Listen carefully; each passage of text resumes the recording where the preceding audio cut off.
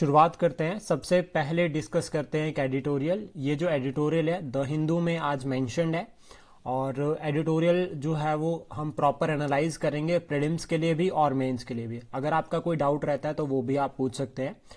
Editorial analysis जो है वो मेंस के लिए स्पेशली बहुत इंपॉर्टेंट रहता है। जब हम बात करते हैं कंटेंट एनरिचमेंट की, हमें अपने कंटेंट को इंक्रीज करना है, हमें पॉइंट ऑफ व्यू चाहिए।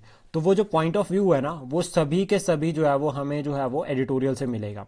एडिटोरियल से हमें एक यूनिक पॉइंट ऑफ व्यू मिलेगा, और उस पॉइंट ऑफ व्यू को फॉलो करके हम क्या कर सकते हैं, फिर अपने आंसर को और ज़्यादा बेहतर बना सकते हैं। तो आज का जो हमारा एडिटोरियल रहेगा वो एडिटोरियल लिंक करता है हिमालयन रीजन के साथ। लेकिन ना ये जो एडिटोरियल है हिमालयन के साथ लिंक करेगा, लेकिन जो ये यहाँ पर बेस बनाया ना इस एडिटोरियल में एक टॉपिक को, दैट इज जो नॉर्वे की सरकार है, उन्होंने जितना भी हिस्टोरिक लेवल पे डिस्क्रिमिनेशन किया है ना, जो उनके इंडिजिनियस जो ट्राइब्स थे उनके साथ, उसके लिए नॉर्वे की सरकार ने जो है वो माफी मांगी है। तो ये फिर एडिटोरियल लिंक करता है हिमालयन रीजन के साथ। तो फिर यहां पर कहा गया है कि हिमालयन रीजन से कौन माफी मांगेगा, क्या वो ब्रिटिश सरकार मांगेगी या फिर इंडियन गवर्नमेंट मांगेगी। तो ये पूरा कंसेप्ट जो है वो फिर एक तरह से लिंक करता है कि जो हमने एक्सप्लॉयटेशन किया है ना हिमालयन रीजन का, जिसकी वजह से आज हम देख रहे हैं कि हिमालयाज में फ्रीक्वेंट जो है वो डिजास्टर्स जो है वो इवेंट हो रहे हैं। तो उससे हम इसको फिर लिंक करेंगे। कुछ कंटेंट हम इस एडिटोरियल जो इसमें मेंशन्ड है उसको कवर करेंगे, प्लस कुछ जो है वो हम एक्स्ट्रा भी साथ में डिस्कस करेंगे। हमें जो है वो, अगर हम बात करें एडिटोरियल का, एक टाइटल भी हमेशा बनाना होता है। तो इसका टाइटल आप अपने अकॉर्डिंग भी बना सकते हैं। तो जो मैंने इसका टाइटल बनाया that is discrimination and apology. अभी क्या हुआ है कि सबसे पहले रिसेंट फैक्टर को समझते हैं कि जो नॉर्वे की सरकार है उन्होंने ना माफी मांगी है इंडिजीनियस पॉपुलेशन से। स्पेशली कौन सी पॉपुलेशन? सामी, कवन और फॉरेस्ट फिन पीपल। ये 3 ट्राइब्स है नॉर्वे की, फेमस ट्राइब्स, इंडिजीनियस है, इनसे माफी मांगी है। और कारण क्या है कि जो भी हिस्टोरिक इंजस्टिस हुई है बिटवीन 1860 टू 1960 इनके बीच में, उसके लिए। और यहां पर इन्होंने कहा साथ में, और क्यों माफी मांगी, क्योंकि सप्रेशन किया था इंडिजिनियस कल्चर और लैंग्वेजेस का। यानी कि जो नॉर्वे की सरकार थी बिटवीन 1860 टू 1960 उन्होंने डिस्क्रिमिनेशन किया है इंडिजिनियस जो कल्चर था उसको और जो लैंग्वेज, उनको जो है वो सप्रेस किया है। तो उसके लिए उन्होंने माफी मांगी। अब फिर यहां पर उन्होंने साथ में यह भी कहा कि हम सिर्फ माफी नहीं मांगते, हम जो है वो मेजर्स भी लेंगे ताकि जो है वो डिस्क्रिमिनेशन जो हमने किया है हम उसको एड्रेस कर सके। तो यहां पर उन्होंने क्या कहा है कि डिस्क्रिमिनेटरी जितने भी कानून है उन सभी को वापस लेंगे।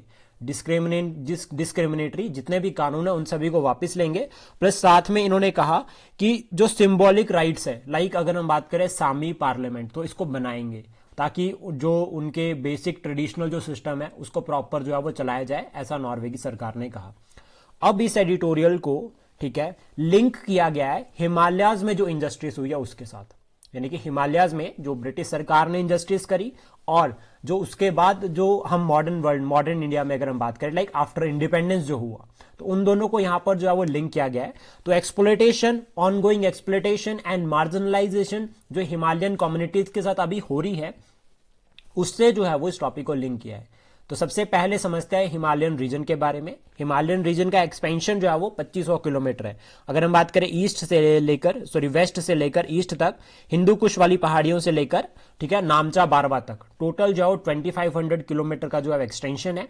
इसमें अफगानिस्तान से लेकर नॉर्थ ईस्ट रीजन भी हम इसको कह सकते हैं। और जो ये रीजन है, हिमालयन जो रीजन है, ये वर्ल्ड का जो है वो 3rd लार्जेस्ट जो है वो आइस रिजर्व है। यानी कि देखो, सबसे पहले तो पोल्स हो गए, नॉर्थ पोल, साउथ पोल, जहां पर सबसे ज्यादा होती है। उसके बाद अगर कहीं पर है वर्ल्ड में तो दैट इज हिमालयाज। और हिमालयाज जो है वो 52 मिलियन जो पीपल है उनका घर है, जिसमें डिफरेंट डिफरेंट ट्राइब से जो है वो लोग यहां पर बिलोंग करते हैं। जैसे अगर हम बात करें, गद्दीज और किन्नौराज हिमाचल प्रदेश में हो गए, लेपचाज, भूतियाज, मोन्स ये सिक्किम और लद्दाख में हो गए, ठीक है, अबोर, अका, अपतानी, मिशमी ये अरुणाचल प्रदेश में हो गए, खश, कलश ये पाक, अफगानिस्तान, नेपाल, ठीक है, ये इस रीजन में हो गए। तो ये ट्राइब्स जो है वो बहुत इंपॉर्टेंट रहते हैं। देखो, अपतानी जो ट्राइब है, इसको लेकर एग्जाम में ऑलरेडी क्वेश्चन पूछा गया कि कहां से लिंक करती है, कौन सी स्टेट से, तो इनको आपको साथ में याद रखना। तो कुछ एक्स्ट्रा फिर नहीं रहेगा, जो ट्राइब करंट में हम उसको कवर कर देंगे। देन उसके बाद क्या चैलेंजेस फेस कर रहे हैं यहाँ पे, हिमालयन रीजन है, क्योंकि देखो कम्युनिटी चैलेंज फेस कर रही है, पैरेलली लिंक करने की कोशिश की है एडिटोरियल में। तो हम देखते हैं कौन कौन से चैलेंजेस। तो एक्सप्लॉयटेशन को यहाँ पे इंक्लूड किया गया है 2 पार्ट्स में। हिस्टोरिक में एक तो थ्रू कॉलोनियल और दूसरा पोस्ट कॉलोनियल। थ्रू कॉलोनियल और पोस्ट कॉलोनियल मतलब प्रेजेंट टाइम पे। तो थ्रू कॉलोनियल अगर हम बात करें तो फॉरेस्ट लॉज थे, ट्रेड मतलब ब्रिटिशर्स ने मैक्सिमम कोशिश की है कि मैक्सिमम से ज्यादा जो है वो जितना भी प्रॉफिट जो है वो फॉरेस्ट से अर्न कर सकते हैं कर लो। तो उन्होंने उसके लिए फॉरेस्ट लॉज बनाए, रिस्ट्रिक्शंस बनाई, ठीक है, और इवन लाइक फोर्स किया लोगों को कि वो डिस्क्रिमिनेटरी पॉलिसीज को एक्सेप्ट करे। तो इससे क्या हुआ कि डिसरप्शन हुआ, जो ट्रेडिशनल सिस्टम था उसका, ट्रेडिशनल जो सिस्टम था उसका नुकसान होना शुरू हुआ। फिर इससे अगर हम देखते हैं तो कल्चरल इरोजन होता है, ठीक है, कैसे आउटसाइडर्स की एंट्री। अब जब आउटसाइडर्स की एंट्री होती है तो जो इंडिजिनियस लैंग्वेजेस है, जो कल्चर है, वो इफेक्ट होता है। असम क्यों लड़ रहा है, असम रोहिंग्यास के अगेंस्ट क्यों लड़ रहा है, वहां के स्टूडेंट्स ने क्यों प्रोटेस्ट किया था? दैट्स द रीजन कि इतने सारे लोग अगर बाहर से आ जाएंगे तो इंडिजिनियस कल्चर 100 साल बाद, 50 साल बाद खत्म हो जाएगा। तो ये कंसर्न था। और यहां पर आप अगर इसको थोड़ा सा और पास्ट में लिंक करते हो तो आप दीकूज का एग्जांपल लिख सकते हैं यहाँ पे, जिनको आउटसाइडर कहा जाता है ट्राइबल एरियाज में। देन उसके बाद पोस्ट, अगर हम कॉलोनियल बात करें तो देखो इनिशियली नेहरू जी ने ये कहा था, ठीक है, नेहरू ने या गवर्नमेंट ने, अब हम गवर्नमेंट भी लिख सकते हैं, देखो एडिटोरियल में तो नेहरू मेंशन है, लेकिन हमें न्यूट्रल आंसर लिखना है तो हम यहाँ पे गवर्नमेंट लिख सकते हैं कि इनिशियली जो गवर्नमेंट की जो एक रिस्पांस था, उन्होंने कहा कि हम ना ट्राइबल जो लाइफ है, जो ट्राइबल वे ऑफ लाइफ है, उसको रिस्पेक्ट करते हैं और उसको प्रमोट करेंगे। पहले उन्होंने ये कहा कि we are respecting tribal life and promoting tribal life. उसके लिए हमने शेड्यूल ऐड कर दिया, उसके लिए हमने स्पेशल स्टेटस दे दिया, ठीक है, सभी कुछ हमने किया। लेकिन फिर होता क्या उसके बाद कि जब हमने डेवलपमेंट की रेस पकड़ी तो उसके बाद हमने रिसोर्सेज को एक्सप्लॉइट करना शुरू कर दिया।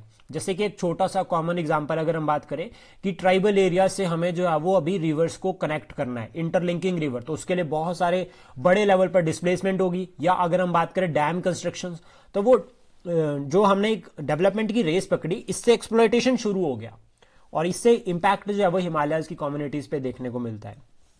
देन उसके बाद एक और डिफरेंस फॉर्म में इसको डिस्कस करते हैं। 1853 से लेकर 1910 तक कॉलोनियल पीरियड में, ठीक है, अभी हम इसको कॉलोनियल पीरियड के साथ लिंक कर रहे हैं कि ब्रिटिश पीरियड के साथ, यहाँ पे ना रेलवे कंस्ट्रक्शन हुई।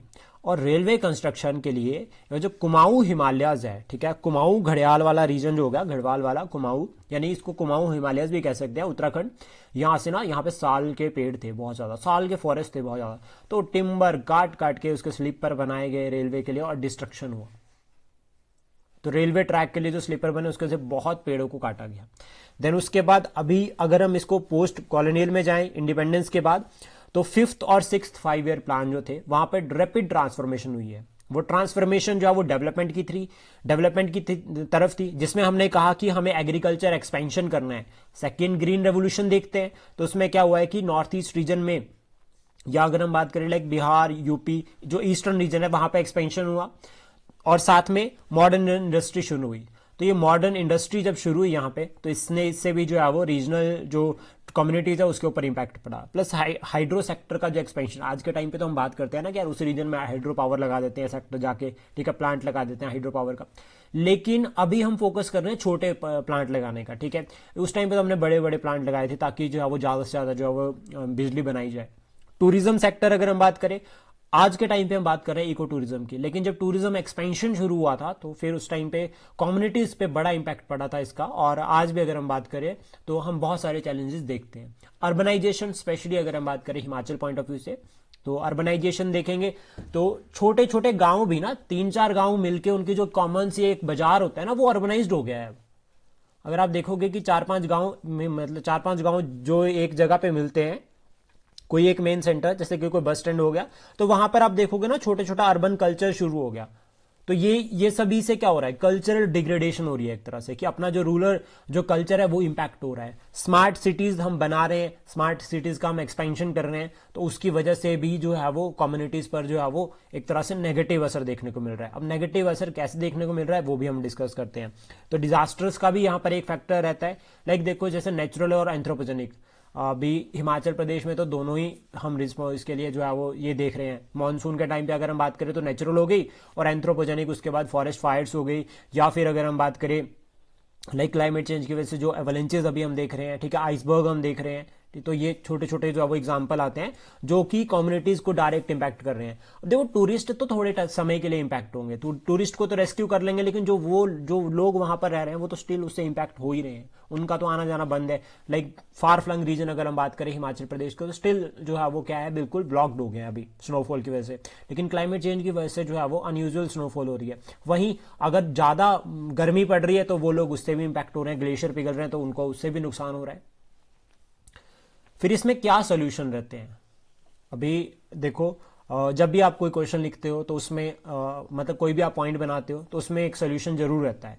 तो यहाँ पे सोल्यूशन या फिर वे फॉरवर्ड हमें बताने हैं। तो देखो सबसे पहला तो एक अपोलॉजी और रिफॉर्म्स की बात यहाँ पे की है कि भाई हमारे यहाँ पर भी हमें सोचना चाहिए किसको माफी मांगनी है। हम ये नहीं कर सकते कि पिछली सरकार ने ये किया था तो अब ऐसा हो गया।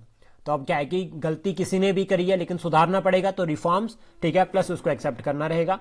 सेकंड, उसके बाद हमें शिफ्ट करना पड़ेगा सस्टेनेबल डेवलपमेंट की तरफ। और सस्टेनेबल डेवलपमेंट में दो इंपॉर्टेंट पिलर आते हैं, एक इनोवेटिव और दूसरा इंक्लूसिव।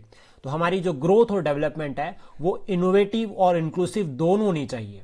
और सस्टेनेबल डेवलपमेंट गोल्स की अगर हम बात करें तो टोटल 17 गोल्स है, 169 इसमें टारगेट्स है। 2015 में इसको अडॉप्ट किया था और टारगेट रखा है कि 2030 तक इसको अचीव करना है।